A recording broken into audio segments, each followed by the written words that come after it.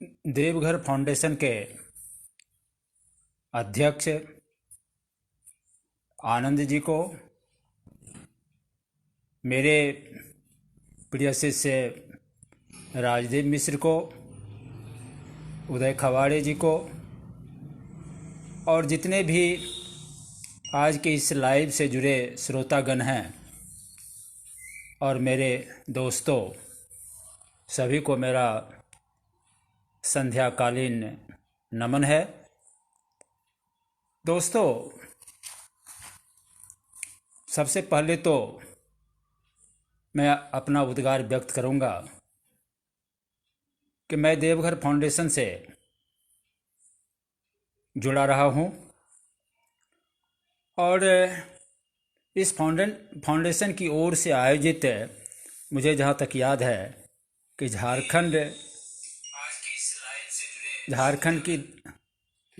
झारखंड की दशा दिशा पर बोलने के लिए मुझे आमंत्रित किया गया था और भारद्वाज मिशन में हम लोगों ने उस कार्यक्रम में भागीदारी दी थी।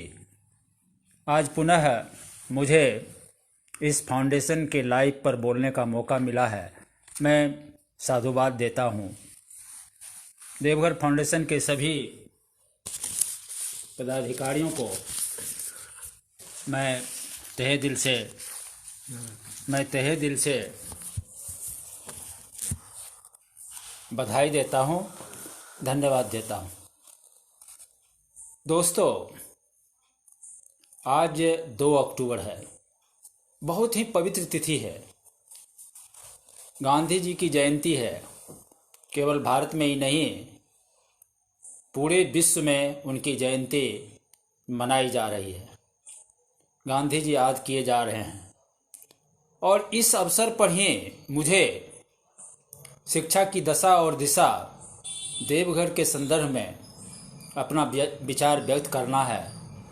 तो मुझे बहुत ही खुशी हो रही है कि मैं आज के इस पवित्र अवसर पर अपनी राय आप लोगों से साझा करूंगा। बहुत बहुत बधाइयाँ।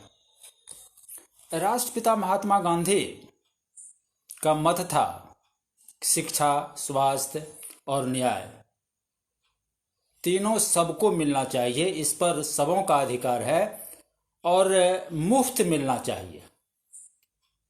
लेकिन दोस्तों, आज़ादी के इतने वर्षों बाद, 75-77 वर्षों बाद भी क्या गांधी जी का जो सपना था कि सभी देशवासियों को, देश के सभी छात्रों को, सभी बच्चों को, चाहे वह किसी भी श्रेणी के हों, उनको मुफ्त शिक्षा मिलनी चाहिए, वह मुफ्त शिक्षा पाएं। क्या गांधी जी का यह सपना पूरा हो गया है? यह हम लोगों के सामने एक अक्ष प्रश्न के रूप में खड़ा है। इस पर बाद में मैं चर्चा करूंगा।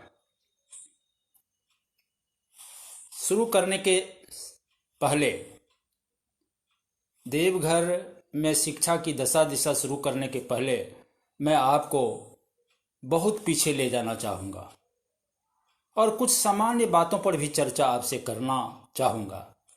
सामान्य बातें यह हुई कि शिक्षा का सरल अर्थ है सीखना और सिखाना। शिक्ष धातु संस्कृत का धातु रूप है जिसमें अ प्रत्यय लगा हुआ है, जिसका अर्थ ही होता है सीखना और सिखाना। अर्थात शिक्षा के तहत ज्ञान, उचित आचरण, तकनीकी शिक्षा, शिक्षण और विद्या प्राप्ति आदि समाविष्ट हैं। क्या ये सारे के सारे चीज हमें आज की वर्तमान शिक्षा पद्धति से या वर्तमान में जो शिक्षा हमारे समक्ष है उससे मिल पा रहा है? इस पर विचार करेंगे। हम इससे भी पीछे आपको ले चलना चाहेंगे। 1835 से, जैसे पंखा चला दीजिए तो इधर वाला, हाँ बस, हाँ। 1835 से ले चलेंगे, आपको 1835 में ले चलेंगे। दोस्तों, सभी लोग जानते हैं, बहुत ही पॉपुलर नाम है लॉर्ड मैकाले। उनका पूरा नाम है लॉर्ड थॉमस बैबकिन मैकाले, और वे ब्रिटेन के उच्च सदन के, अर्थात वहाँ दो सदन, हम लोगों के यहाँ भी दो सदन है, जिसको हम लोग एक निचला सदन कहते हैं और एक ऊपरी सदन कहते हैं, राज्यसभा और लोकसभा कहते हैं। ठीक उसी तरह से वहाँ हाउस ऑफ लॉर्ड्स है और हाउस ऑफ कॉमन्स है। तो हाउस ऑफ लॉर्ड्स के ये सदस्य थे, और 1835 में एक विधि आयोग का गठन हुआ, और उस विधि आयोग के अध्यक्ष के रूप में इनको भारत भेजा गया। उस आयोग का उद्देश्य था भारत में शिक्षा की पद्धति को बदलना, शिक्षा की पद्धति को ब्रिटेन के हित में स्थापित करना। अर्थात जो यहाँ पद्धति प्रचलन में थी उसके पहले वह हमारे यहाँ गुरुकुल पद्धति थी। संस्कृत, फारसी और लोक भाषाओं में शिक्षा दी जाती थी। उस पद्धति को बदलना इनका मकसद था, और मकसद यह भी था कि शिक्षा को इस तरह से वहाँ व्यवस्थित किया जाए कि सभी लोग पाश्चात्य सभ्यता की नकल करना पसंद करें, अंग्रेजी के प्रति उनका रुझान हो जाए, और ताकि वहाँ डिफरेंसेस कायम हो जाए समाज में दो तरह के लोग हो जाएं, और एक तरह के लोग जो हमारी शिक्षा को पसंद करेंगे वे हमारे दर्शन से प्रभावित होंगे और हमारे लिए उपयोगी सिद्ध होंगे। हमें भारत में वैसे लोगों की ज़रूरत है जो हमारी सरकार को या हमारी गुलामी को पसंद करे, केवल इसलिए कि हम उन्हें रोटी देंगे। तो दोस्तों, यह लॉर्ड मैकाले का उद्देश्य था, और लॉर्ड मैकाले वह आया तो था विधि आयोग के अध्यक्ष के रूप में, लेकिन 1860 आते आते, 1835 की घटना, 1860 आते आते यहाँ की शिक्षा पद्धति में बदलाव आ गया, और उन्होंने जो शिक्षा पद्धति दी वे एजुकेशनिस्ट थे, हिस्टोरियन थे, ज्ञानवान थे, चतुर थे। इसलिए ब्रिटेन की सरकार ने उसको भेजा था, और उन्होंने आके दंड प्रक्रिया संहिता को लागू किया, और हमारे यहाँ जो गुरुकुल सिस्टम था, हमारे यहाँ जो शिक्षा की पद्धति थी या जो कानून की व्यवस्था थी, उसको समाप्त किया। यह जनरल बातें हुई। वहीं से शिक्षा में दो तरह की व्यवस्था शुरू हुई। उसके पहले केवल एक व्यवस्था थी, गुरुकुल की व्यवस्था थी। गुरुकुल में बच्चे पढ़ते थे, गुरु के आदर्श को ग्रहण करते थे, गुरु के आचरण को ग्रहण करते थे। जो अभी हमने बताया कि शिक्षा का अर्थ ही होता है सीखना, आचरण में परिवर्तन लाना, तकनीकी दक्षता प्राप्त करना, विद्या प्राप्ति, ये सारे चीज़ उसमें हैं। तो गुरुकुल में गुरु के आचरण का पालन करना, गुरु के आदेशों का पालन करना, और वे गुरुकुल राजाओं या बड़े बड़े लोगों के दान से चलता था। और जब मैकाले का सिस्टम शुरू हुआ तो गुरुकुल पद्धति चरमराने लगी, और आज आपको ढूंढने से भी गुरुकुल दिखाई नहीं पड़ेगा। हम जब आए थे इस शहर में तो सातर का गुरुकुल देखने गए थे, और देख के बड़ी प्रसन्नता हुई थी। उसके पहले हमने, चूँकि मेरा परिवेश ग्रामीण रहा है, हमने गुरुकुल देखा नहीं था और देख के इतनी प्रसन्नता हुई कि यही दरअसल भारतीयों के लिए व्यवहारिक शिक्षा का केंद्र है, ऐसा मैंने महसूस किया था। लेकिन समय परिवर्तनशील होता है और समय में परिवर्तन के साथ साथ हम मानव भी उसके साथ चलते हैं और मानव भी प्रगतिशील स्वभाव का होता है। इसलिए हमने भी अपनी शिक्षा पद्धति बदली और जब भारत अंग्रेजों की गुलामी से आज़ाद हुआ तो आज़ाद भारत के सरकार ने यह तय किया कि हमारी अपनी शिक्षा नीति होगी। आज़ादी के बाद एस राधा कृष्णन समिति बनी, मुदालियर आयोग बना, लेकिन इन दो आयोगों के रिपोर्ट का हमारी शिक्षा पद्धति पर, हमारी शिक्षा व्यवस्था पर बहुत ज़्यादा असर नहीं पड़ा। यूँ कहें तो यह रिपोर्ट लागू ही नहीं हो सका। लेकिन बढ़ते हुए कदम के साथ, बढ़ती व्यवस्था के साथ 1964 में आकर दौलत सिंह कोठारी की अध्यक्षता में एक आयोग का गठन हुआ। यह मुकम्मल आयोग था। यह राष्ट्रीय शिक्षा आयोग के नाम से जाना जाता है और दौलत सिंह कोठारी उस समय यूजीसी के चेयरमैन थे। आज भी विश्वविद्यालय अनुदान आयोग है, जिसे बदलने की बात हो रही है, लेकिन अभी विश्वविद्यालय अनुदान आयोग उच्च शिक्षा के लिए सबसे बड़ी संस्था के रूप में है। तो दौलत सिंह कोठारी उसके अध्यक्ष थे और उन्होंने 66 में अपनी रिपोर्ट प्रस्तुत की और उस रिपोर्ट को 2 वर्ष के बाद 1968 में लागू किया गया और यहीं से हमारी नई शिक्षा पद्धति शुरू हुई। अर्थात यही पहली और मुकम्मल शिक्षा नीति भारत की थी, जिस पर हम आज तक चल रहे हैं। अभी 1 माह पूर्व नई शिक्षा नीति आई है, बड़ी चर्चा हुई। सरकार ने इसे माइलस्टोन बताया शिक्षा के क्षेत्र में। मैं उस पर नहीं जाना चाहूँगा और आऊँगा तो बाद में आऊँगा, लेकिन इतना ही कहूँगा कि इस शिक्षा नीति में भी बहुत सारी बातें वही है जो कोठारी कमीशन में विद्यमान थे और जो अब तक लागू नहीं हो पाया, यहाँ की सरकार ने लागू नहीं किया।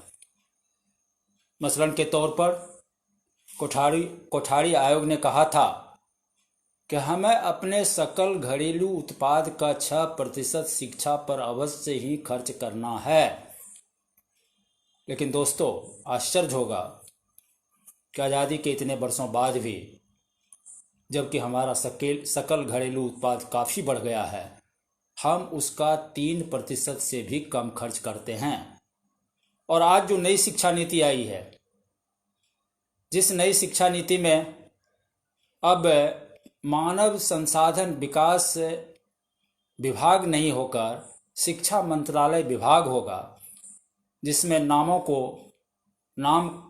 नामकरण हुए हैं, नई नई बातें जोड़ी गई है, उसमें भी 6% की ही चर्चा है।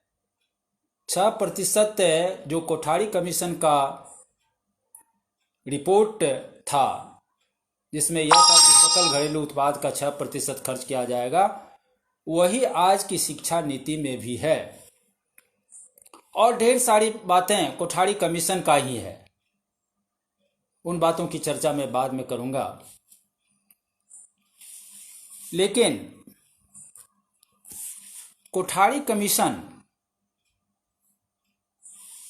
जो भारत में शिक्षा की नींव समझी जाती है, उसमें 3 बातों पर जोर दिया गया था कि शिक्षा में आंतरिक बदलाव आएगा, उसमें गुणात्मक परिवर्तन होंगे और उसमें शैक्षिक सुधार होगा और 25% स्कूल को व्यावसायिक शिक्षा देने की बात कही गई थी प्राथमिक लेवल पर, और उच्चतर माध्यमिक के लेवल पर स्तर पर हुआ था कि 50% स्कूल व्यावसायिक शिक्षा देंगे।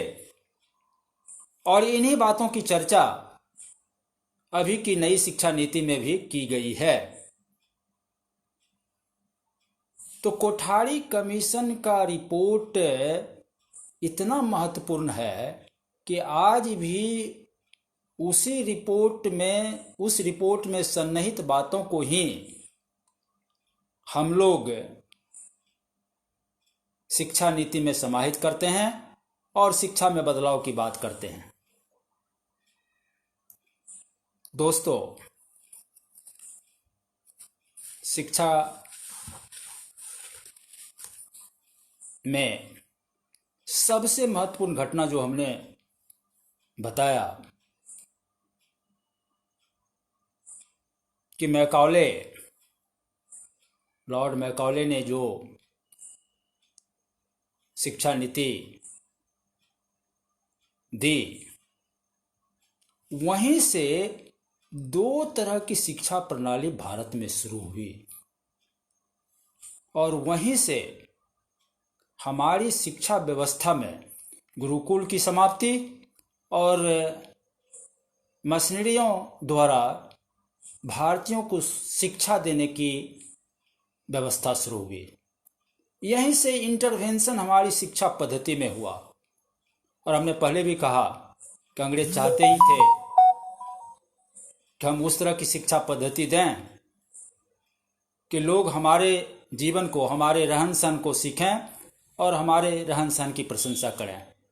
तो 2 तरह की शिक्षा व्यवस्था वहीं से शुरू हुई, एक सरकारी शिक्षा व्यवस्था और दूसरे निजी शिक्षा व्यवस्था, और मिशनरियों का यहीं से प्रवेश हुआ, रादर हम कहें तो घुसपैठ हुआ।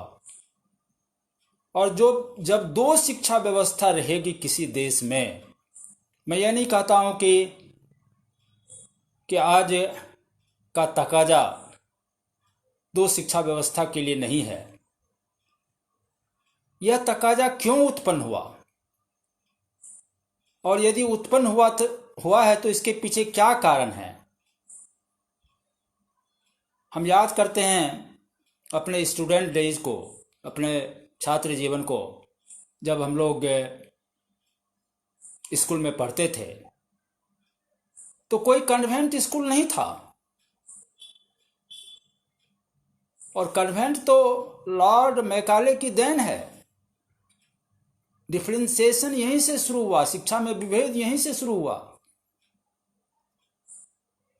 हम लोग जब पढ़ते थे तो सरकारी स्कूल में सभी घर के बच्चे पढ़ते थे, चाहे वह अमीर के बच्चे हों, गरीब के बच्चे हों, अगड़ी पिछड़ी जाति के बच्चे हों, दलित के बच्चे हों, सभी एक साथ पढ़ते थे।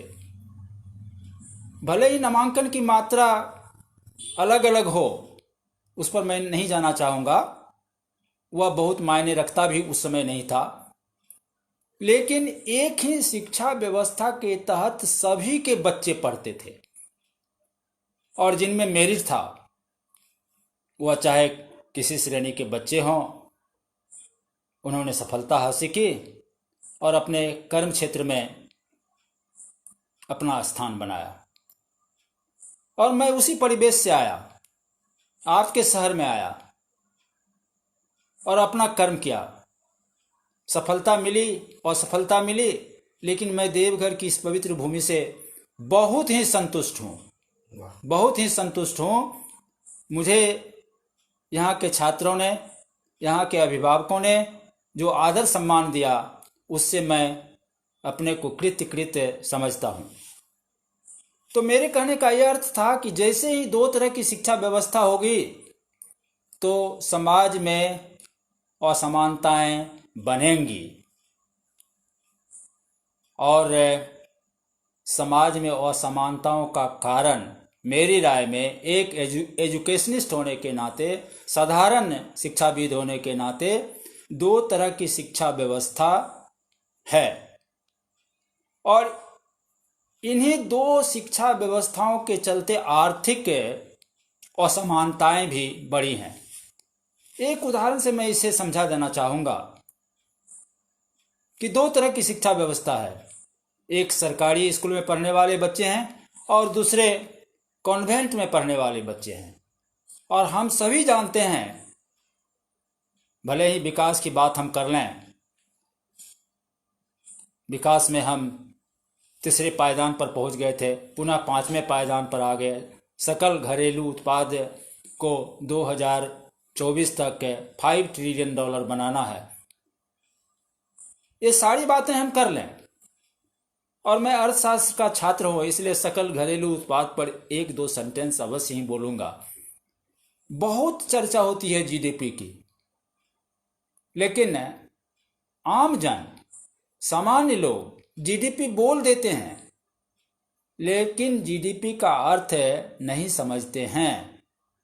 दोस्तों, साधारण शब्दों में अर्थव्यवस्था के जितने भी क्षेत्र हैं, चाहे वह एग्रीकल्चर सेक्टर हो, नॉन एग्रीकल्चर सेक्टर हो, रियल इस्टेट हो, बैंकिंग सेक्टर हो, मैन्युफैक्चरिंग सेक्टर हो, इंडस्ट्रियल सेक्टर हो या अन्य सेक्टर्स,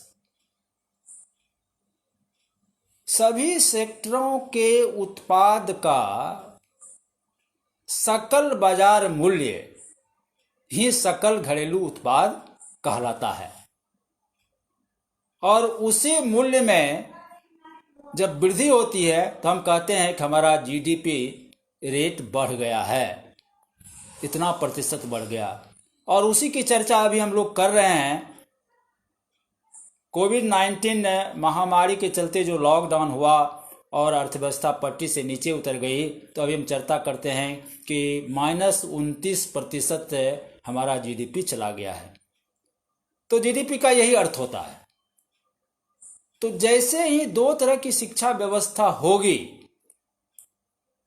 तो सरकारी स्कूल में पढ़ने वाले बच्चे, जहां की संसाधनों की कमी है, शौचालय नहीं है, पानी पीने की व्यवस्था नहीं है, बिजली की व्यवस्था नहीं है, शिक्षा के नए उपकरण नहीं हैं, सुसज्जित लाइब्रेरी नहीं है, ई लाइब्रेरी नहीं है, ये सारे के सारे जो नए संसाधन हैं शिक्षा के, वे वहाँ उपलब्ध नहीं हैं।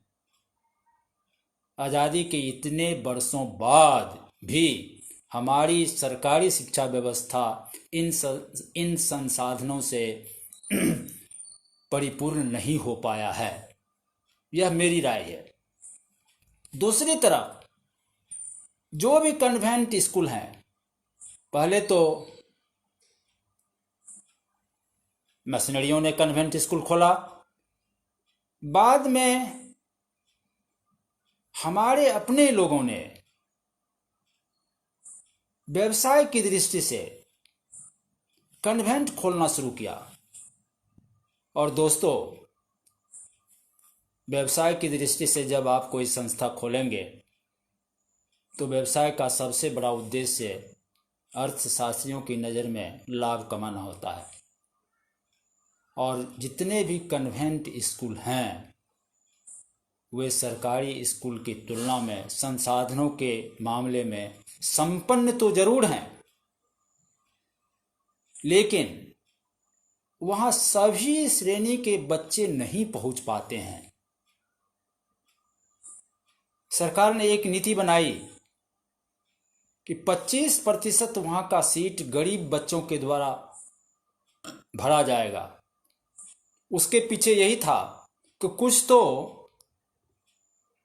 शिक्षा में जो असमानताएं हैं वह घटेगी, कुछ तो आर्थिक असमानताएं घटेगी, सामाजिक असमानताएं घटेगी। लेकिन दोस्तों, आज सवाल है, मैं आप लोगों से सवाल करता हूं, देवघर फाउंडेशन के सभी पदाधिकारियों से सवाल करता हूं कि क्या किसी भी कन्वेंट स्कूल में 25% गरीब बच्चे का एडमिशन हो रहा है। क्या उस पर जो स्कूल को नुकसान होने वाला था उसकी क्षतिपूर्ति हो रही है? क्या मुआवजा दिया जा रहा है? नहीं दिया जा रहा है। और इस स्कूल प्रबंधन अगर किसी बच्चे का लिस्ट वहां जाता भी है तो उसके अभिभावक इतना परेशान होते हैं सारी प्रक्रिया पूरी करने में कि वह घुमा फिरा के फिर सरकारी स्कूल में आ जाता है। तो दो तरह की शिक्षा व्यवस्था ने इस देश की शिक्षा व्यवस्था को पूर्ण शिक्षा व्यवस्था होने देने में पहले भी दिक्कत पैदा किया और आज भी दिक्कत पैदा हो रहा है। बात रही देवघर, अब मैं अपने मूल विषय पर आऊँगा। ये सारी बातें तो मैं आप लोगों से शेयर इसलिए किया कि मेरे मन में ये सारी बातें थी कि दो तरह की शिक्षा व्यवस्था नहीं होनी चाहिए। और अगर दो तरह की शिक्षा व्यवस्था है, जर्मनी में भी दो तरह की शिक्षा व्यवस्था है, प्राइवेट स्कूल्स हैं और सरकारी शिक्षण संस्थान भी हैं। लेकिन दोस्तों जानकर आपको आश्चर्य होगा, वहाँ के 96% 96% सरकारी स्कूल कन्वेंट स्कूल से बेहतर है। कन्वेंट स्कूल से बेहतर है। कन्वेंट स्कूल या प्राइवेट सेक्टर्स के जो स्कूल हैं वहाँ सार्वजनिक सेक्टर के स्कूल से कंपटीशन की भावना रखते हैं, कंपटीशन करना पड़ता है। लेकिन हमारे यहाँ परिस्थिति बिल्कुल विपरीत है।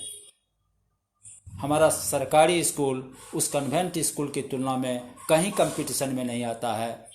इसलिए जो बच्चे वहाँ पढ़ते हैं उन्हें एडमिशन में दिक्कत होती है, और किसी तरह से अगर उच्च शिक्षा में एडमिशन हो भी गया तो फिर डिग्री लेने के बाद जब वे लेबर मार्केट में आते हैं, श्रम बाजार में आते हैं, तो उन्हें उन बच्चों की तुलना में जो कन्वेंट से पढ़े हुए हैं, अच्छे महाविद्यालयों में पढ़े हुए हैं, जो प्राइवेट सेक्टर्स के महाविद्यालय हैं, उन महाविद्यालयों में पढ़े हुए हैं, वैसे छात्रों के साथ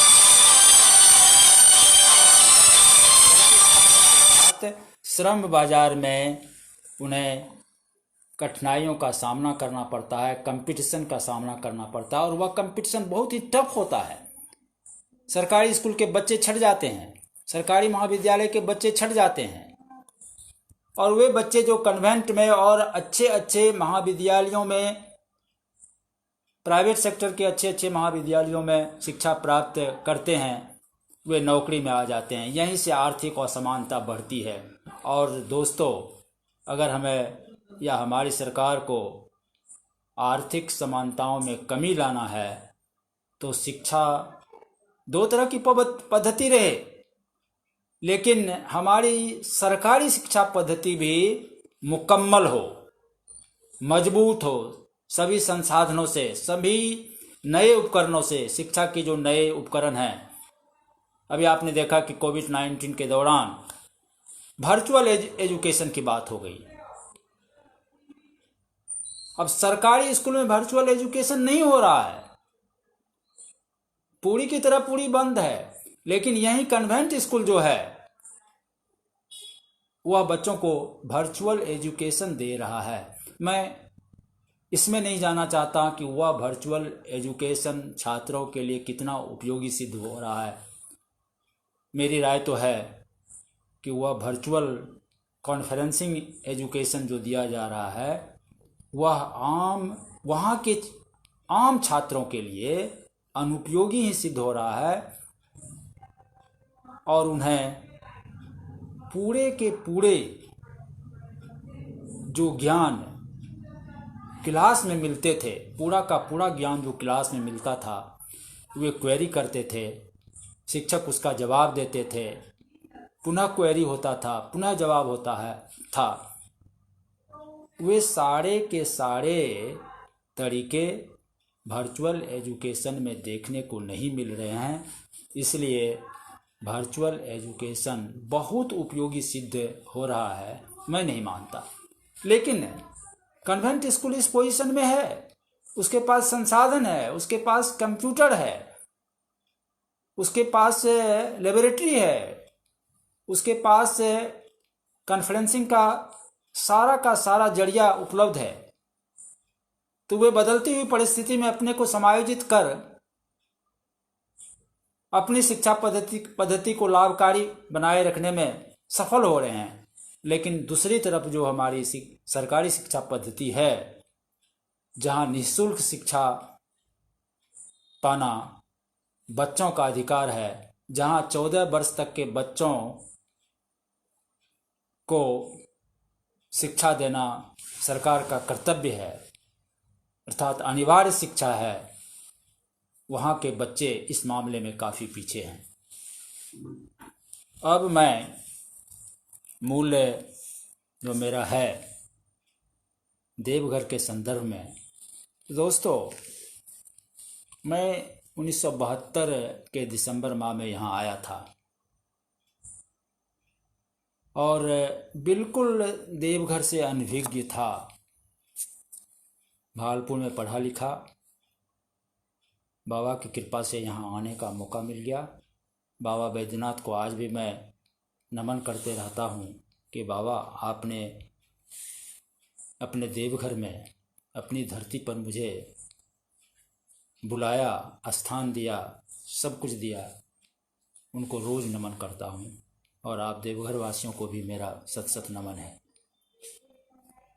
दोस्तों उस समय जब मैं यहाँ आया था तो देवघर कॉलेज एक प्रतिष्ठित संस्था के रूप में था। प्रतिष्ठित संस्था के रूप में था और यह देवघर कॉलेज भागलपुर विश्वविद्यालय में ही नहीं बल्कि बिहार यूनिवर्सिटी में भी एक प्रतिष्ठित संस्था के रूप में रिकॉग्नाइज्ड था, जाना जाता था। तो उच्च शिक्षा संस्थान के रूप में देवघर का अपना शान था और देवघर महाविद्यालय एक गौरवमयी संस्था थी। फिर हम माध्यमिक स्कूल पर आए, देवघर के माध्यमिक स्कूल पर आए, उच्च माध्यमिक स्कूल पर आए तो आर मित्रा जैसा स्कूल आज भी स्कूल है, लेकिन आर मित्रा की ख्याति उन दिनों पूरे इलाके में थी और यहाँ के पढ़े लिखे बच्चे बाहर जाके जितना अच्छा काम किए कि आर मित्रा की ख्याति दूर दूर तक फैली हुई थी। और शिक्षकों का क्या कहना, जब हम आए थे तो राधा कृष्ण राय वहाँ के प्राचार्य थे और उनकी पर्सनैलिटी, व्यक्तित्व और उनका ज्ञान देख के ही मन मंत्रमुग्ध हो जाता था। शिक्षक भी उसी तरह के थे, सारे के सारे शिक्षक शिक्षा क्या है, मेरा कर्तव्य क्या है, राष्ट्र का निर्माण कैसे होगा, इन भावनाओं से प्रेरित होकर पढ़ाते थे। और आर मित्रा की कोई सानी नहीं थी। दूसरा विद्यालय आर एल सर्राफ स्कूल भी था, वहां भी अच्छे अच्छे लोग थे। प्राचार्य का नाम मैं अभी भूल रहा हूं, जिनके पुत्र डॉक्टर हैं एस एन झा जी, उनका नाम अभी श्री स्वर्गीय सुरनाथ बाबू, जिनसे हमारी मुलाकात लक्ष्मीपुर चौक पर होती रहती थी। जब वे अंग्रेजी बोलते थे तो मुझे याद है कि उतना फ्लुएंटली अंग्रेजी बोलना सबके लिए संभव नहीं था, और लेकिन जब उनका लिबास देखते तो वही गंजी और वही धोती पहन के वे लक्ष्मीपुर चौक पर आते थे और हम लोग अपने को सौभाग्यशाली समझते थे कि सुरनाथ बाबू के साथ चाय पीते थे वहां। और यह कई वर्षों तक चलते रहा। मैं तो 12 वर्षों का समय, एक युग का समय आप लोगों के साथ लक्ष्मीपुर चौक पर ही बिताया है। तो ऐसे ऐसे लोग हाई स्कूल में थे। फिर नरसिंह पंडित की बात करें तो अभी भी उनकी जयंती मनाई जाती है। हमारे परम आदरणीय कृष्णा बाबू के वे गुरु थे और आज भी उनकी पुण्यतिथि तिरोधान दिवस हम लोग मनाते हैं। वैसा व्यक्ति मिल कहाँ रहा है? तो देवघर में जो शिक्षा व्यवस्था थी, हाई स्कूल के लेवल पर भी, उच्च माध्यमिक के स्तर पर भी वह बहुत ही सराहनीय थी। कभी कभी सोच के लगता था कि यहां भी असमानताएं हैं। जो देवघर आज झारखंड की सांस्कृतिक राजधानी है, शैक्षणिक राजधानी है, और हम लोग जिस गांव में पढ़े, तो लगता है कि उस समय भी अंतर था, लेकिन उस समय हम लोगों के स्कूल में भी कम अच्छे अच्छे टीचर नहीं थे। बहुत अच्छे अच्छे टीचर थे। वासुदेव सिंह थे, और सारे लोग थे। हिंदी के बहुत अच्छे अच्छे टीचर थे, अंग्रेजी के भी, मैथ के टीचर थे। तो उन लोगों की शानी एक अलग थी। लेकिन देवघर उस मामले में अव्वल था। सब डिवीजन था, लेकिन एक शिक्षा के क्षेत्र में अव्वल था। फिर हम प्राथमिक लेवल पर जाएं, मिडिल लेवल पर जाएं, तो शिक्षा सभा को देखते थे तो लगता था कि आदर्श स्कूल है। और अभी 6 महीना पहले, 7 महीना पहले मुझे शिक्षा सभा चौक पर जाने का 2-3 बार मौका मिला। तो न हुआ चहल पहल, न शिक्षकों का हुआ रुतबा, न हुआ पढ़ाई, न हुआ व्यवस्था, न अनुशासन।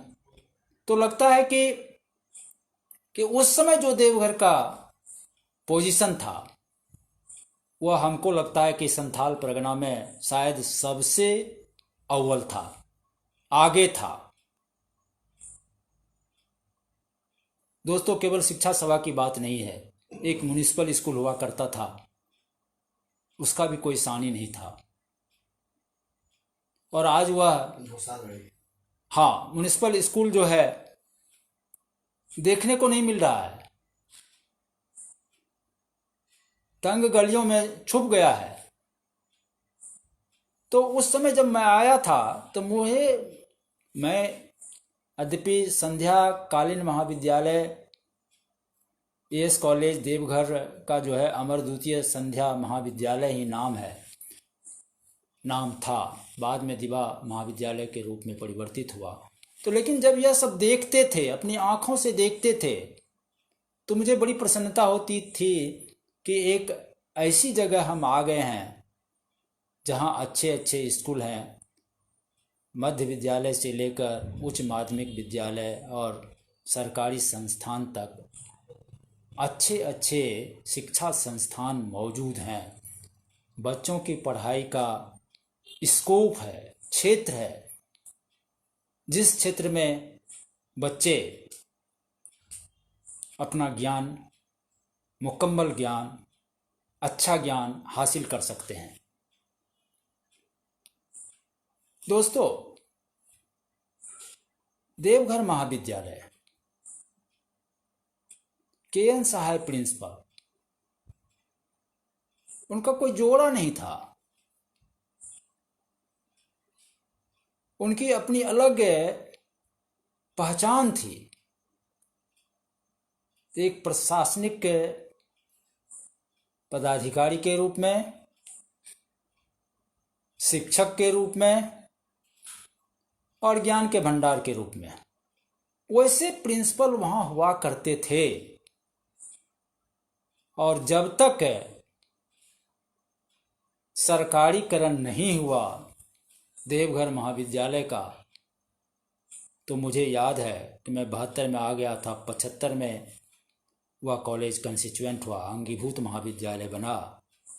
उसके पहले वहां कोई पद खाली नहीं था शिक्षकों का।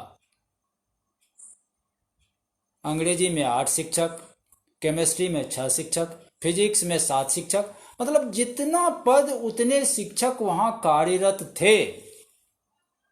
और मुझे याद है कि मैं एक बार वहां का लेबोरेटरी देखने गया था। जब मैं लेक्चरर था, तभी की बात मैं कर रहा हूं। तो लगा कि यह तो संथाल परगना के किसी महाविद्यालय में इस तरह का लेबोरेटरी है या नहीं है। मुझे बड़ी उत्सुकता बनी रहती थी। और देवघर महाविद्यालय दोस्तों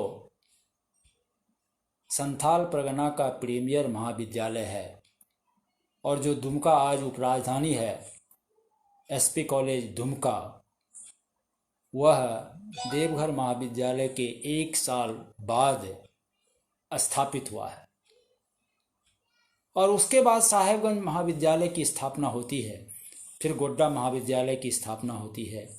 तो यह प्रीमियर इंस्टीट्यूशन अपने आप में विख्यात था। हमने कहा संथाल परगना में ही नहीं बल्कि बिहार यूनिवर्सिटीज में, फिर भागलपुर यूनिवर्सिटी में, अब सिधो कानून विश्वविद्यालय में। हालत आके यह हो गई है कि अभी अर्थशास्त्र विभाग में 1 शिक्षक कार्यरत हैं और वह भी गेस्ट फैकल्टी के रूप में। कुछ दिनों पूर्व तक, 1 माह पूर्व, केमिस्ट्री विभाग में 1 शिक्षक थे, अंग्रेजी विभाग में 2 शिक्षक या 3 शिक्षक हैं। भले ही शिक्षा का विस्तार हुआ है, छात्रों की संख्या बढ़ गई है, कॉमर्स की भी पढ़ाई देवघर महाविद्यालय में शुरू हो गई है इंटर लेवल तक की, लेकिन शिक्षकों की घोर कमी हुई है। और पढ़ाई का स्तर निश्चित रूप से नीचे आया है, कहने में कोई दिक्कत नहीं है। उस समय के शिक्षक कम ही थे जिनको डॉक्टरेट की डिग्री था, लेकिन आज के जो शिक्षक है डॉक्टरेट की डिग्री लेकर गेस्ट फैकल्टी के रूप में आ रहे हैं, नेट की डिग्री लेकर गेस्ट फैकल्टी के रूप में आ रहे हैं। मैं मानता हूं इन शिक्षकों की तुलना में उन दिनों के शिक्षक हर दृष्टिकोण से श्रेष्ठ थे, सुपीरियर थे। और फिर देवघर कॉलेज में तो अच्छे अच्छे विद्वान थे। हिंदी में तारा भैया थे, प्राचार्य होकर रिटायर किए, बहादुर जी थे और वगैरह वगैरह लोग थे, कमल जी थे। तो ढेर सारे ऐसे ऐसे लोग थे जिनकी पढ़ाई, जिनका योगदान, जिनकी भाषा हम लोग सुनने को ललायित रहते थे। बहादुर जी की भाषा सुनने के लिए उत्सुक रहते थे। जब भाषण देते थे तो हम लोग सोचते थे कि बहादुर जी का सुन लें तब जाएंगे। तो दोस्तों यह बात थी उस समय जो देवघर में शिक्षा व्यवस्था थी। और अभी हमने बताया सरकारीकरण हो गया, शिक्षकों के वेतन में काफ़ी इजाफा हो गया है। आज एक असिस्टेंट प्रोफेसर जो महाविद्यालय आज ज्वाइन करेगा, उन्हें 80,000 रुपया प्रति माह मिलता है।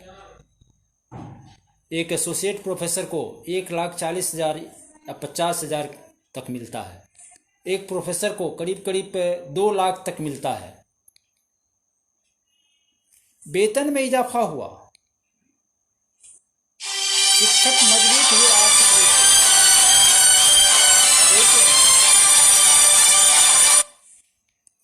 लेकिन शिक्षा मजबूत नहीं हुई। और मजबूती के पीछे हम शिक्षकों की भूमिका कम नहीं रही है। हम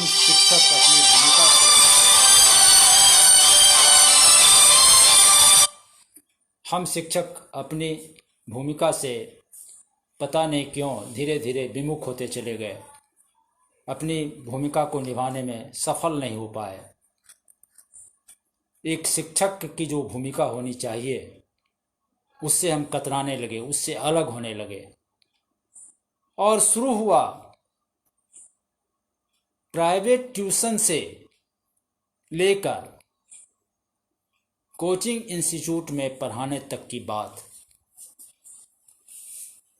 इतने वेतन के बावजूद हम संतुष्ट नहीं हुए। हम में लोभ की भावना उत्पन्न हुई। हमने प्राइवेट ट्यूशन शुरू किया। फिर प्राइवेट ट्यूशन को ही हमने कोचिंग में कन्वर्ट कर दिया। कॉलेज में पढ़ाने के बजाय ईमानदारी से हमने कोचिंग इंस्टीट्यूट में व्यावसायिक दृष्टिकोण से ज़्यादा समय देना पसंद किया और ज़्यादा समय अभी भी लोग दे रहे हैं। बहुत सारे लोग गुप्त तरीके से कोचिंग इंस्टीट्यूट चलाते हैं और वहाँ बच्चों के गार्जियन से अधिक पैसा लिए जाते हैं और उस पैसे के बदले में तैयार माल, रेडीमेड गुड्स जो है, वह नोट्स जो है, वह दिया जाता है। साथ ही साथ कोचिंग इंस्टीट्यूट से की जब प्रथा शुरू हुई, हम लोगों के समय में तो कोचिंग इंस्टीट्यूट क्या, प्राइवेट ट्यूशन का भी नाम नहीं था। महाविद्यालय में पढ़ते थे तो कोई प्राइवेट ट्यूशन नहीं था। कोई प्रोफेसर 250-300 रुपये में नौकरी करते थे, लेकिन ट्यूशन नहीं पढ़ाते थे। यूं ही छात्र आ गए तो पढ़ा दिए। लेकिन जैसे जैसे शिक्षक मजबूत होते चले गए आर्थिक दृष्टिकोण से, उनके लोभ में वृद्धि होती चली गई। लोभ संवरण वे नहीं कर सके और फलतः कोचिंग इंस्टीट्यूट की प्रथा शुरू हुई और उन्होंने वहां समय देना शुरू किया। और यह देवघर में भी शुरू हुआ। देवघर के संदर्भ में मैं कह रहा हूं। मैं जानता हूं कॉमर्स के कई कोचिंग इंस्टीट्यूट देवघर में रन हो रहे हैं, चलाए जा रहे हैं। हमने एक बार अपने छात्रों से पूछा कि क्या करते हो, तो कहा कि कोचिंग इंस्टीट्यूट चला रहे हैं। कहाँ चला रहे हो, तो कचहरी रोड चौरसिया जी का जो क्लिनिक है उसके बगल में चला रहे हैं। तो मुझे आश्चर्य हुआ कि हमने तो देखा भी नहीं है। उस रोड से तो प्रत्येक दिन गुजरते हैं, लेकिन कोचिंग इंस्टीट्यूट देखा नहीं। उसके नीचे चले जाइए तो एक कोचिंग इंस्टीट्यूट है, सुभाष चौक पर कोचिंग। अर्थात उन्होंने कहा कि कॉमर्स का 9 कोचिंग इंस्टीट्यूट चल रहा है सर आपके शहर में।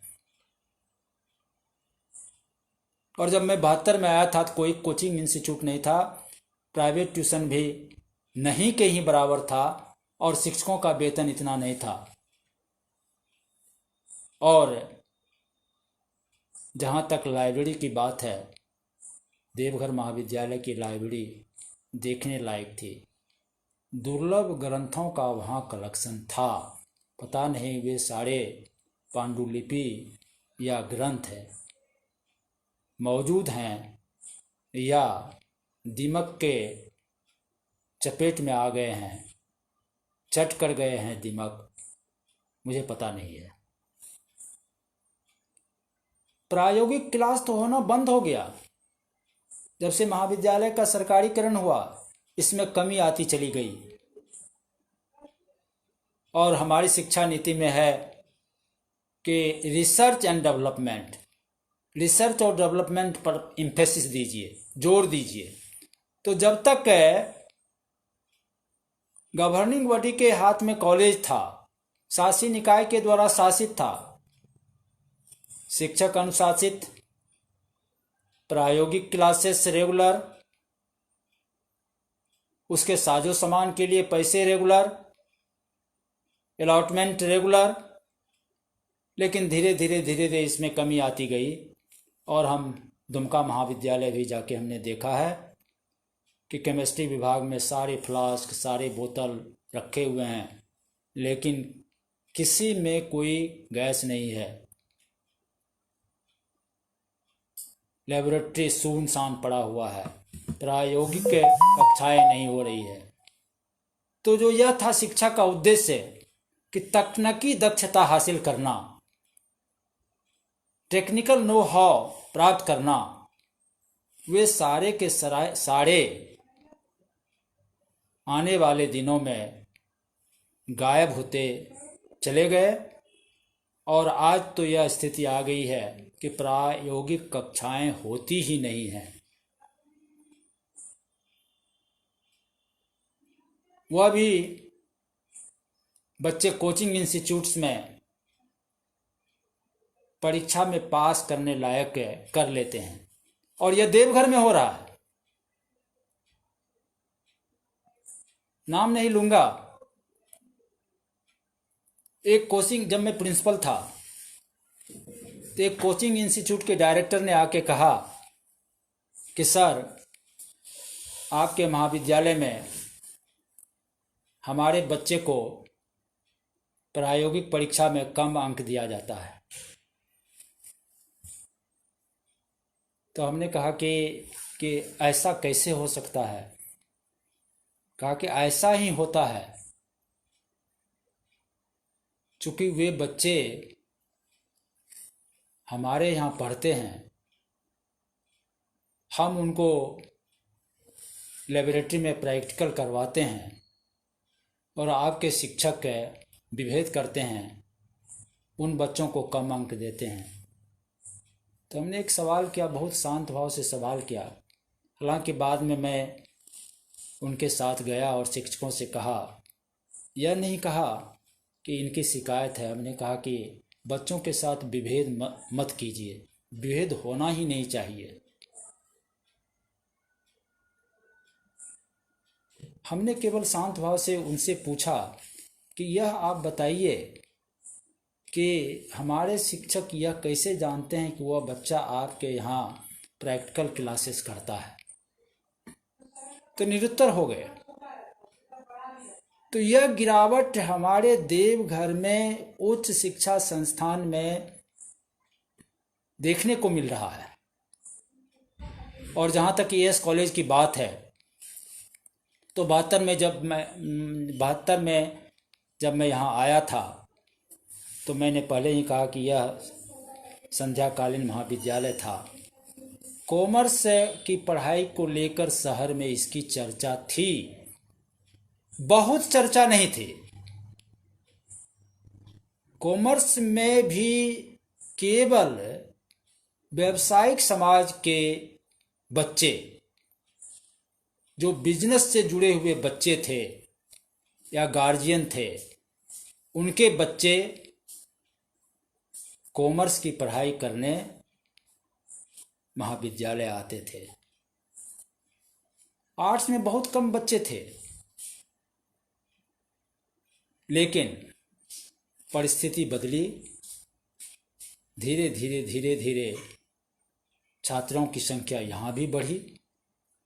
उसके पीछे हाई स्कूल का खुलना, अधिक छात्रों का नामांकन होना, उच्च माध्यमिक लेवल पर, माध्यमिक लेवल पर, ये सारी बातें हो सकती हैं। लेकिन धीरे धीरे छात्रों की संख्या बढ़ी। फिर भी इस महाविद्यालय में जो शिक्षक थे और जो कला संकाय में छात्रों की संख्या थी और कॉमर्स में जो छात्रों की संख्या थी, उसे अगर देखें और उसकी तुलना अगर देवघर महाविद्यालय से उन दिनों करते थे, तो दोनों में बहुत ही ज़्यादा अंतर था, बहुत ही ज़्यादा अंतर था। लेकिन विकास के फेजेज होते हैं। ट्रेडिशनल सोसाइटी होती है, preconditions of take off होता है, टेक ऑफ होता है। टेक ऑफ उड़ान भरने को कहते हैं। अर्थव्यवस्था भी या संस्था भी उड़ान भरती है। यह महाविद्यालय भी एक वायबल महाविद्यालय हुआ और फिर 80 में कंस्टिट्यूएंट हुआ, तो यहाँ भी परिवर्तन आना शुरू हो गया। 80 के पहले ही देवा महाविद्यालय हो गया। लेकिन शिक्षक इस महाविद्यालय में भी अच्छे अच्छे थे, जो अभी इस महाविद्यालय में भी देखने को नहीं मिलते हैं। पर्याप्त शिक्षक थे, मुझे याद है कि जब मैं प्रिंसिपल हुआ 1994 में, तब विरासत में हरिवल्लभ बाबू ने ढेर सारी समस्याएं तो छोड़ दी थी। एडहॉक टीचर की समस्या, साइंस फैकल्टी में शिक्षकों का रेगुलराइजेशन, नॉन टीचर्स का रेगुलराइजेशन, वेतन भुगतान की समस्या, ढेर सारी समस्याएं थी। फिर भी महाविद्यालय एक भरा पड़ा परिवार जैसा लगता था। छात्रों की संख्या बढ़ती चली गई 80 के बाद, और 78 में ही जाकर यह दिवा महाविद्यालय हो गया था। और दिवा महाविद्यालय होने के बाद इस महाविद्यालय ने उड़ान भरना शुरू किया, टेक ऑफ के स्टेज में आया, और छात्रों की संख्या में काफ़ी इजाफा हुआ। और मुझे याद है कि जब साइंस फैकल्टी खुला, मैं जब प्रिंसिपल 1994 में बना, तो मुझे याद है कि देवघर महाविद्यालय से ज़्यादा छात्र एएस महाविद्यालय में पढ़ रहे थे। करीब करीब 4500 छात्र तीनों संकायों में पढ़ते थे छात्र।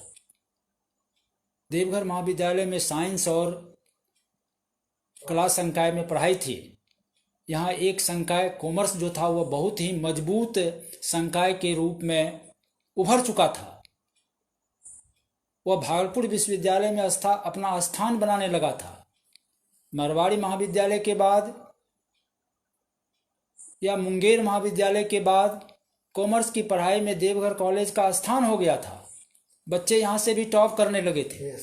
हाँ, ऑनर्स की पढ़ाई शुरू हो गई थी, और ऑनर्स की पढ़ाई तो हमने अर्थशास्त्र में अपने बूते से शुरू करवाया था। मुझे याद है हमारे विभाग के शिक्षक नहीं चाहते थे कि सत्संग महाविद्यालय में अर्थशास्त्र में ऑनर्स की पढ़ाई हो, कौन यह झमेला लेता है। लेकिन मुझे देवघर महाविद्यालय से एक तरह से कंपटीशन की भावना थी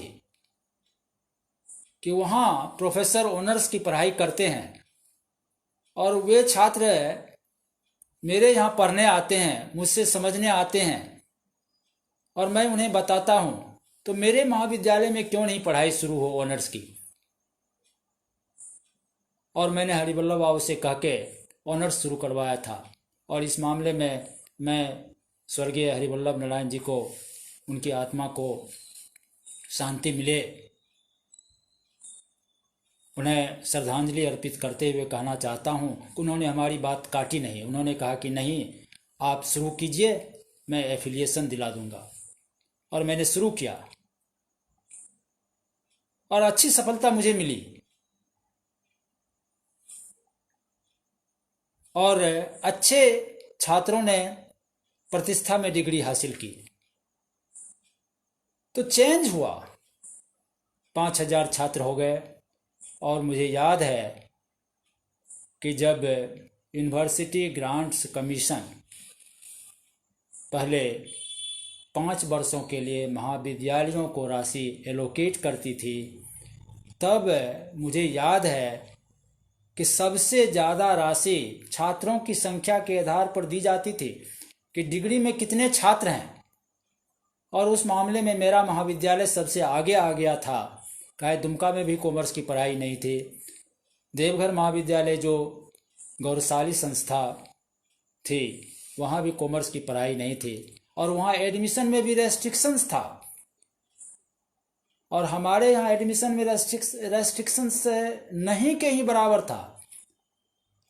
हम देहात के बच्चों का एडमिशन लेते थे, गरीब गुरबा बच्चे यहाँ पढ़ते थे। मुझे तो अपना दिन याद है कि मैंने बहुत सारे वैसे बच्चों को देखा जिन्होंने आके कहा कि सर धान का बोरा ले आए हैं, बेचेंगे तब पैसा देंगे।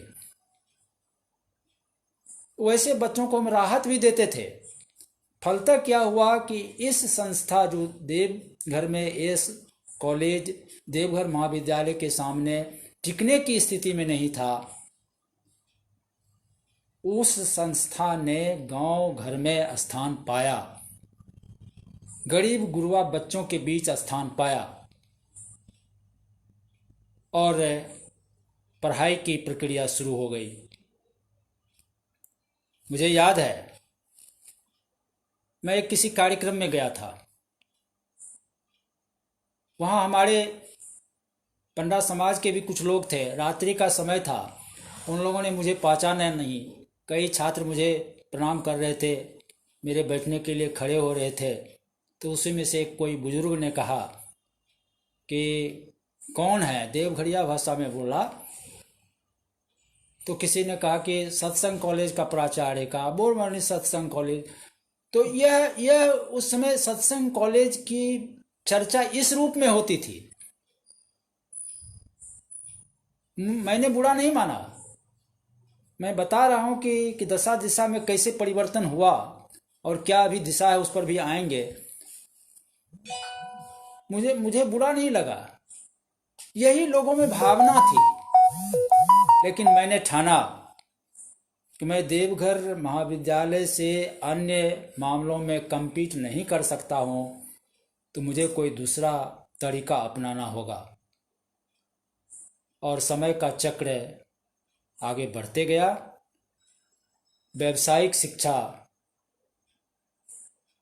का महत्व बढ़ते जा रहा था और हमने देखा कि यही अवसर है कि हमें व्यावसायिक शिक्षा पर जोर देना चाहिए। तो पहले तो मैंने यूजीसी से advertising, sales promotion and sales management का कोर्स लिया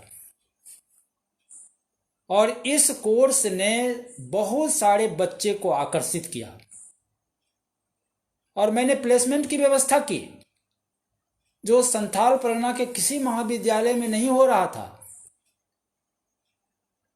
मैंने पर्सनल रिक्वेस्ट किया और मेरे पर्सनल आग्रह पर, व्यक्तिगत आग्रह पर कई कंपनियां आई। हमने उनको इस बात का प्रलोभन दिया कि रजिस्ट्रेशन में जो पैसा आएगा वह आप ही ले लीजिएगा, आपके रहने सहने की व्यवस्था मैं कर दूंगा, लेकिन मेरे कुछ बच्चों को आप नौकरी दे दीजिए ताकि मेरा यह व्यवसायिक कोर्स अच्छी तरह से चल सके। और दोस्तों, यह भावना इसलिए मेरे दिमाग में आई कि मैं अन्य कोर्स में देवघर महाविद्यालय से compete नहीं कर सकता था और compete करना आसान भी नहीं था। और जब advertising, sales promotion, sales management चल गया, तब मैंने BBA, BCA, advance course, library science, B.Ed और इग्नू का सेंटर लिया। पहला इग्नू का सेंटर एस महाविद्यालय में खुला, संथाल परगना में, पहला। और आज वही इग्नू सेंटर, इधर तो सुनता हूं कि कुछ छात्रों की संख्या घटी है, इसलिए कि कई जगह इग्नू के सेंटर्स स्थापित हो गए हैं। नहीं तो मेरे समय में सबसे ज़्यादा गोड्डा, दुमका वगैरह वगैरह की तुलना में सबसे ज़्यादा मेरे इग्नू सेंटर में रजिस्ट्रेशन होता था। और आज भी बड़ा सेंटर है। इसलिए बड़ा सेंटर है कि उस समय 3-4 शिक्षक कार्यरत रहते थे। अभी 8-8, 10-10 शिक्षक के उसमें जो है कोऑर्डिनेटर, असिस्टेंट कोऑर्डिनेटर के रूप में कार्यरत हैं। नॉन टीचर्स की संख्या बढ़ गई है, कोर्सेस की संख्या बढ़ गई है। पहले साइंस के कोर्स के लिए प्रैक्टिकल की व्यवस्था धनबाद में होती थी, अब एस महाविद्यालय में ही हो गई है। तो बदलाव आया है और शिक्षा में परिवर्तन तो हुआ ही है। लेकिन दोस्तों, कहां गिरावट आई है, इस बात को देखना होगा।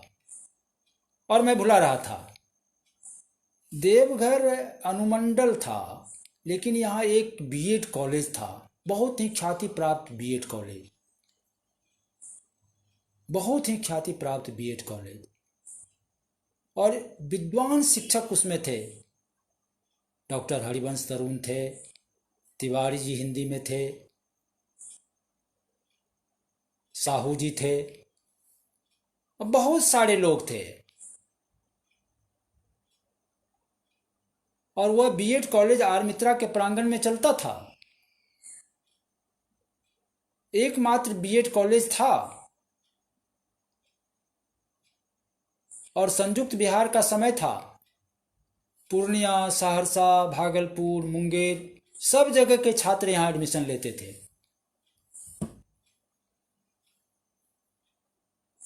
और आज उस बीएड कॉलेज की, सरकारी बीएड कॉलेज की स्थिति यह है कि उनका अपना कैंपस तो हो गया है, लाखों खर्च करके बिल्डिंग का निर्माण हो गया है, हॉस्टल का निर्माण हो गया है, लेकिन पढ़ाई वहां नहीं हो रही है। कोई मुकम्मल प्रिंसिपल नहीं है, शिक्षक नहीं है। तो देवघर में भी कुछ संस्थानों में अप्रत्याशित गिरावट आई है। उसके बदले में इस महाविद्यालय में बीएड की पढ़ाई शुरू हुई। मैंने, रूपम जी उस समय रीजनल डायरेक्टर थे और गंगाधर खां के दामाद थे, प्रोफेसर गंगाधर खां के। मैंने उनको 100 बार फोन किया होगा, और अंत में उन्होंने मेरे आग्रह को स्वीकार किया और टीम भेजकर उस रिपोर्ट को NCERT भेजा, और वहाँ से टीम आई और हमारे महाविद्यालय में बीएड की पढ़ाई सबसे पहले शुरू हुई। और अभी बीएड की पढ़ाई प्राइवेट स्तर पर हिंदी विद्यापीठ देवघर महाविद्यालय में है, देवसंघ में है, और जसीडी में 2-3 महाविद्यालय चल रहे हैं। अर्थात बीएड की पढ़ाई भी कई प्राइवेट इंस्टीट्यूशंस के हाथों में गया है और उसमें गिरावट आई है। बीएड की पढ़ाई का जो नॉर्म्स है, मैं समझता हूं कि उसका अनुपालन जो प्राइवेट संस्थान में जितने भी महाविद्यालय चल रहे हैं, उसमें से अगर उस नॉर्म्स का अनुपालन हो रहा है तो वह हिंदी विद्यापीठ देवघर महाविद्यालय में जो बीएड कॉलेज है वहाँ हो रहा है। बाकी और जगह है खाना पूर्ति होती है। अभी 2 वर्ष का कोर्स हो गया है, शिक्षकों की संख्या बढ़ गई है, लेकिन लेसन प्लान और फिर स्कूलों में जाकर बच्चों को ट्रेनिंग लेने का प्रावधान, 2 वर्ष में 6 महीने का तो वही कोर्स है, लेकिन वह मुकम्मल नहीं हो पाता है। इसलिए कि हम शिक्षक अपने कर्तव्य निर्वहन में रुचि नहीं रख रहे हैं। और रुचि रखें भी कैसे? उधर आप 2-2 लाख रुपये प्रोफेसर को दे रहे हैं, 1.5 लाख रुपये दे रहे हैं, 80-80 हज़ार रुपये दे रहे हैं, और यहाँ जो कार्यरत शिक्षक हैं उसको 20,000 रुपये भी आप नहीं देते हैं। 20,000 रुपये भी नहीं देते हैं तो वे जीवन यापन कैसे करेंगे? कोठारी आयोग का एक उद्देश्य यह भी था कि शिक्षकों के जीवन स्तर में सुधार हो, और जब तक उनके जीवन स्तर में सुधार नहीं होगा, उनकी आर्थिक दशा अच्छी नहीं होगी, तो वे अपने कर्तव्य का निर्वहन करने में सक्षम नहीं होंगे। तो एक तरफ आप सरकारी संस्थान के शिक्षक को, अर्थात कंस्टिट्यूएंट कॉलेज के शिक्षक को इतनी राशि देते हैं, और दूसरी तरफ यह जो वित्त रहित शिक्षा पद्धति है जिसके तहत बीएड कॉलेज चलाया जा रहा है महाविद्यालयों में, दुमका कॉलेज में भी चलाया जा रहा है, गोड्डा में भी चलाया जा रहा है, पाकुड़ में भी चलाया जा रहा है, साहबगंज में भी चलाया जा रहा है, उन शिक्षकों को आप मात्र 20,000 रुपया दे रहे हैं, वह भी विगत 2-3 वर्षों से दे रहे हैं। मुझे याद है कि जब मैंने सेवानिवृत्ति पाई तो उस समय बहुत आग्रह करने पर, मेरे आग्रह पर 14,000 से 15,000 रुपया प्रति माह किया गया था। आज वह 20,000 रुपया हो गया है। मेरे रिटायर किए हुए 9 साल हो गया, और जो प्राइस लेवल है इन 9 वर्षों में कितना बढ़ा है। भले ही सरकार कहते रहे कि थोक मूल्य में कोई वृद्धि नहीं हुई है, खुदरा मूल्य में 4% की वृद्धि अब कबूल रही है, लेकिन रिजर्व बैंक ऑफ इंडिया के गवर्नर पूरी वस्तु स्थिति से वाकिफ हैं। इसीलिए विगत 2 तिमाही में जो मौद्रिक समीक्षा रिपोर्ट आई उसमें उन्होंने रेपो रेट को घटाने का काम नहीं किया, ऋण को सस्ता करने का काम नहीं किया, महंगाई को ही ध्यान में रखते हुए। तो दोस्तों, इतनी महंगाई बढ़ गई लेकिन उनके वेतन नहीं बढ़े। उसी तरह से बीबीए में जो टीचर हैं उसे तो वही 14,000 रुपया मिल रहा है जो मैं छोड़ के आया था। लाइब्रेरी साइंस में वही है, जबकि सरकार की नीति हो गई है कि प्रत्येक हाई स्कूल में एक लाइब्रेरियन होंगे, सभी कॉलेज में लाइब्रेरियन होंगे। लाइब्रेरी साइंस की उपयोगिता काफ़ी बढ़ गई है, लेकिन उपादेयता बढ़ने के साथ साथ शिक्षकों के वेतन में भी वृद्धि होना चाहिए था, सो नहीं हो पाया है। यह मैं देवघर की बात कह रहा हूँ, संथाल परगना की बात कह रहा हूँ, झारखंड की बात कह रहा हूँ। तो यह शिक्षा व्यवस्था अभी मौजूद है, दशा उतनी अच्छी नहीं है जितनी अच्छी होनी चाहिए थी। हमने पहले ही कहा कि देवघर महाविद्यालय जो हमारे अतीत का एक गौरवशाली संस्थान रहा है, वर्तमान में समस्याओं से भरा पड़ा है। शिक्षक की कमी, छात्रों की समस्याएं, छात्रों में पढ़ाई को लेकर,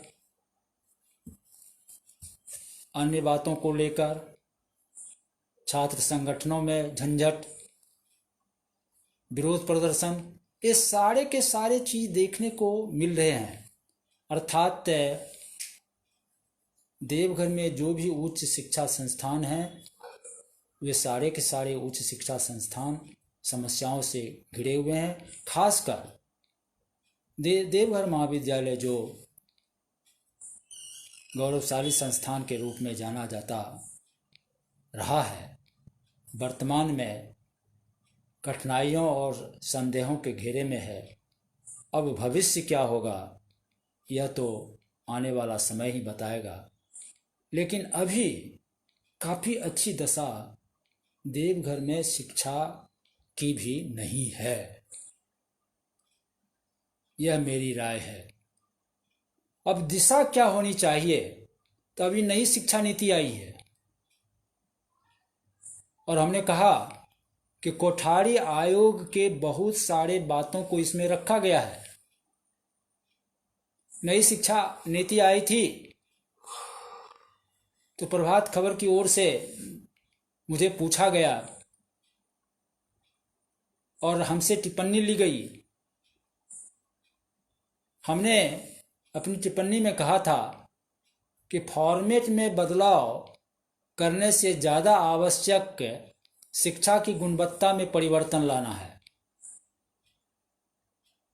व्यावसायिक शिक्षा की बात तो कोठारी कमीशन ने भी की थी कि 25% प्राथमिक और मध्य विद्यालय में 25% स्कूल में व्यावसायिक शिक्षा की पढ़ाई होनी चाहिए, अर्थात हैंडीक्राफ्ट की पढ़ाई होनी चाहिए। उस समय जो प्रचलन में व्यवसाय था उसकी पढ़ाई होनी चाहिए। तो दोस्तों, आज जो प्रचलन में व्यवसाय है। मेक इन इंडिया की बात करते हैं, स्टार्टअप की बात करते हैं, आत्मनिर्भर भारत की बात करते हैं, स्किल्ड इंडिया की बात करते हैं।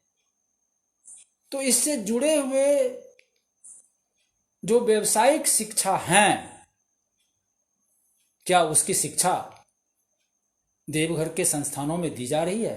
क्या 25% सरकारी स्कूलों में दी जा रही है, या 25% कन्वेंट स्कूल में दी जा रही है? कन्वेंट स्कूल के कुछ स्कूलों में व्यावसायिक शिक्षा दी जा रही है, वह भी केवल कंप्यूटर साइंस की पढ़ाई होती है, कंप्यूटर की शिक्षा। उसके अलावे किसी भी व्यवसाय की शिक्षा नहीं है। How to make the students skilled, इसकी कोई चर्चा नहीं है। तो कोठारी कमीशन की बात आज सरकार कर रही है। 6% खर्च करने की बात थी, आज भी नई शिक्षा नीति में 6% खर्च करने की बात हो रही है। लेकिन दोस्तों, आश्चर्य होगा कि सकल घरेलू उत्पाद का 3% से भी आप अपने शिक्षा पर कम खर्च करते हैं, जबकि चाइना में 8% है, अन्य देशों में 10% है। और सकल घरेलू उत्पाद के इस प्रतिशत के अलावे रिसर्च और डेवलपमेंट पर अलग से खर्च है। आपके यहां तो रिसर्च हो ही नहीं रहा है। विश्व के 100 गणमान्य संस्थानों में आपके किसी संस्थान का स्थान नहीं है। आप रिसर्च के नाम पर जो है खर्च ही नहीं कर पा रहे हैं, और जब रिसर्च नहीं तो फिर डेवलपमेंट की बात क्या। और यही स्थिति हमारे देवघर शहर में भी है। और जब मैं आया था तो देवघर छोटा सा शहर था, खूबसूरत शहर, पलाश के जंगलों से भरा हुआ शहर। और देखते देखते शहरीकरण हो गया, स्कूलों की संख्या बढ़ गई, महाविद्यालयों की संख्या बढ़ गई। लेकिन कुछ पुराने महाविद्यालय अतीत के गर्त में चले गए। बालानंद ब्रह्मचारी के यहाँ जो हॉस्टल था, उसमें जो छात्र पढ़ते थे, वैदिक रीति रिवाज से पढ़ते थे, लोक भाषाओं में पढ़ते थे, वह करीब करीब समाप्ति के कगार पर ही है। हम जब वहाँ के छात्रों से मिले तो करीब करीब बताया कि समाप्त होने पर ही है। उसी तरह से यहाँ का संस्कृत महाविद्यालय, जो अभी सिद्धो कानू मुर्मू विश्वविद्यालय का अंगीभूत महाविद्यालय नहीं है, वह विनोबा भावे हजारीबाग महाविद्यालय का कॉलेज है। संस्कृत यूनिवर्सिटी खोलने की बात हो रही है। पहले एक महाविद्यालय तो मुकम्मल हो जाए। पहले एक महाविद्यालय जो वर्षों से चला आ रहा है, दशकों से चला आ रहा है, वह तो मुकम्मल हो जाए, उसकी व्यवस्था तो अच्छी हो जाए, वहाँ छात्र पढ़ने तो लगें। तो नई शिक्षा नीति में भी 6% की बात कही गई है, लेकिन कब तक सकल घरेलू उत्पाद का 6% शिक्षा पर खर्च किया जाएगा, अब आने वाला समय ही बताएगा। भविष्यवाणी करना बहुत सही नहीं होगा।